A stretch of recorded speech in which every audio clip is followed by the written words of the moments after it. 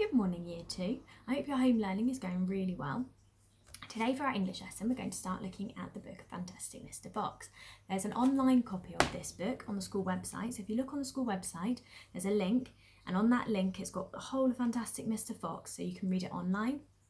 Alternatively, you might have the book at home so you can read along as well.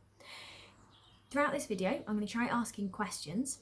Okay, and once I ask the questions, if you're working on this with your grown-ups, then you could pause the video, you could answer the question to your grown-ups, okay, and then restart the video. If you're doing this on your own without your grown-ups, then just think about it in your head, okay? So, we're going to have a look at Fantastic Mr. Fox. When you look at the front cover, who do you think that this book is going to be about? Okay. What does the word fantastic mean?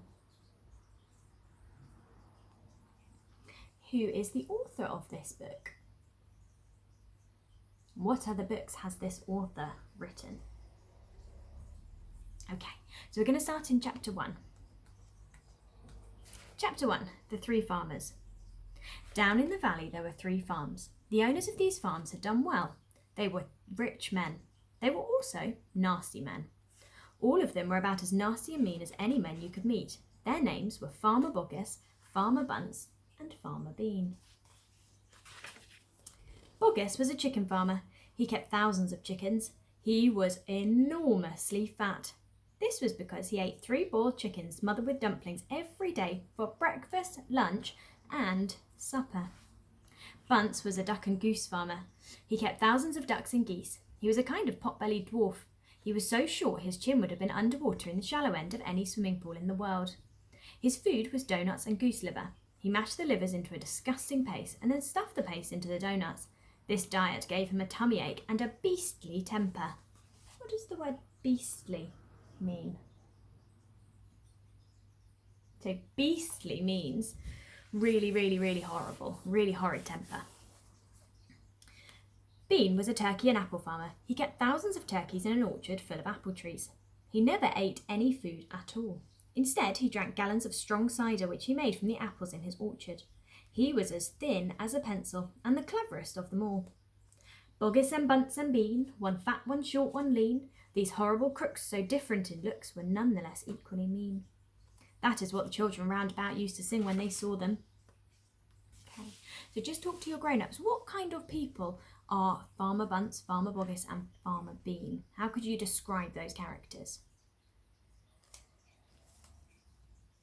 Okay, chapter 2, Mr. Fox. On a hill above the valley there was a wood. In the wood was a huge tree. Under the tree there was a hole. In the hole lived Mr. Fox and Mrs. Fox and their 4 small foxes. Every evening as soon as it got dark, Mr. Fox would say to Mrs. Fox, "Well, my darling, what shall it be this time? A plump chicken from Boggis, a duck or a goose from Bunce, or a nice turkey from Bean?"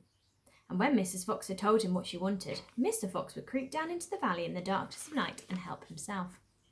Boggis and Bunce and Bean knew very well what was going on, and it made them wild with rage. They were not men who liked to give anything away. Less still did they like anything to be stolen away from them. So every night, each of them would take his shotgun and hide in a dark place somewhere on his own farm, hoping to catch the robber. A robber is somebody who steals things. But Mr. Fox was too clever for them. He always approached a farm with the wind blowing in his face, and this meant that if any man were lurking in the shadows ahead, the wind would carry the smell of that man to Mr. Fox's nose from far away. Thus, if Mr. Boggis was hiding behind his chicken house number 1, Mr. Fox would smell him out from 50 yards off and quickly change direction, heading for chicken house number 4 at the end of the farm. "Dang and blast that lousy beast!" cried Boggis. "I'd like to rip his guts out," said Bunce. "He must be killed," cried Bean. "But how?" said Boggis. "How on earth can we catch the blighter?" Bean picked his nose delicately with a long finger. "I have a plan," he said. "You've never had a decent plan yet," said Bunce. "Shut up and listen," said Bean. "Tomorrow night we will all hide outside the hole where the fox lives.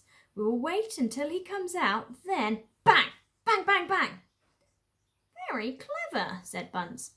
"But first we shall have to find the hole." "My dear Bunce, I've already found it," said the crafty Bean. It's up in the wood on the hill. It's under a huge tree. Okay, we're going to stop there. So what I'd like you to do is with your grown-ups or on your own, you can make a list of adjectives that describe, so all those describing words that describe bunce and boggis and bean. And then you can choose one of the farmers, okay, and you're going to write a character description about it. So I've already written one, so I'm going to give you an example of what it could sound like. Okay, so Mr. Boggis was a rich chicken farmer. He lived on a large farm down in the valley. Boggis was enormously fat because he ate a large breakfast, lunch and supper. Although he was extremely good at his job, he was also very mean and nasty and a crook. This horrible grumpy man had a strong dislike for Mr. Fox because he often stole his chicken. Okay, chickens.